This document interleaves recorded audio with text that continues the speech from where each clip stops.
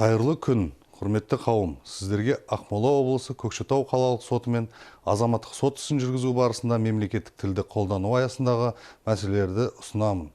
Қазақстан Республикасы азаматтық процестік кодексінің 150-ші бабының талаптарына сай, талап қою арызын соттың іс жүргізуіне қабылдағанда, судья сот ісін жүргізу тілін көрсетіп, азаматтық іс қозғау туралы ұйғарым шығарады.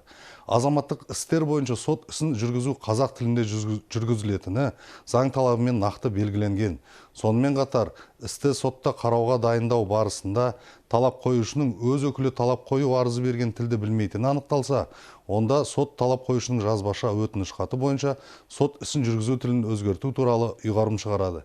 Яғни, судья азаматтық процестік кодексінің 14-ші бабының талаптарына сай, талап қою арызының берілген тіліне ерекше мән беріп, тараптардың құқықтарын сақтай отырып, іс жүргізу тілін анықтауы қажет. Статистикалық мәліметтерге сүйенетін болсақ, Көкшетау қалалық сотына 2020 жылдың 8 айында жалпы 4329 талап арыз түскен. Оның 504 қазақ тілінде қаралып, 13,1%-ді құраған. 2019 жылғы осы мерзімде 6682 талап арыз түскен. Қазақ тілінде 631 азаматтық іс қаралған. Бұл көрсеткіш 10,4%-ді құраған. Яғни мемлекеттік тілде қаралған азаматтық істердің пайыздық көрсеткіші өткен жылдармен салыстырғанда артуда. Заң талаптарына сай талап қою арызы қай тілде берілсе, азаматтық іс сол тілде қаралатыны баршамызға мәлім. Алайда, көп жағдайда тараптардың ұлты қазақ бола тұра, адвокаттар мен талап қоюшының өкілдері өздеріне ыңғайлы болу үшін сотқа орыс тілінде жүгінеді. Өз кезегінде бұл жоғарыда айтылған көрсеткішке әсерін тигізуде. Көкшетау қалалық сотының судьялары ұйғарымдарымен ағымдағы жылдың 8 айында талап қоюшылардың өтініш хаттарымен 73 азаматтық іс бойынша сот ісін жүргізу тілі орыс тілінен қазақ тіліне өзгертілген. Қазақ халқы қашанда сөз мәдениетін жоғары бағалаған, бір ауыз аталы сөзге тоқтаған, даудың да ұлттың мүддесін де шеше білген тіл. Сол себептен азаматтық іс бойынша тараптар ұлты қазақ болған жағдайда сотқа қазақ тілінде жүгінуі қажет.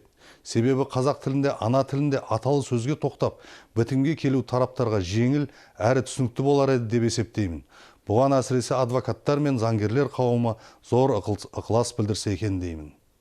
Сонымен қатар Көкшетау қалалық соты мен сот саласында мемлекеттік тілді қолдану аясын кеңейту мақсатында түрлі іс-шаралар өткізілуіне қарамастан, мемлекеттік органдар мен мекемелердің сотқа ресми тілде жүгінулері әлі күнге дейін орын алуда.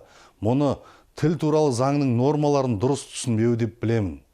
Заңдылық бұзылған жағдайлар анықталған кезде сот жеке ұйғарым шығаруға құқылы. Егер бұзушылыққа мемлекеттік органдар тарапынан жол берілсе, сот жеке ұйғарым шығарып, оны басқару функцияларын атқаратын тиісті ұйымдарға, лауазымды тұлғаларға жібереді.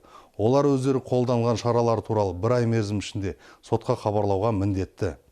Көкшетау қалалық сотымен ағымдағы жылы қаралған азаматтық істер бойынша мемлекеттік органдар мен мекемелердің тіл туралы заң талаптарын сақтамауына байланысты 50 жеке ұйғарым шығарылған. Яғни ата заңымызбен айқындалған мемлекеттік тілге қатысты заң бұзушылыққа жол бермеу басты назарда. Алдағы уақытта мемлекеттік мекемелердің сотқа жүгінуі тек қазақ тілінде жүргізіледі деген сенімдемін.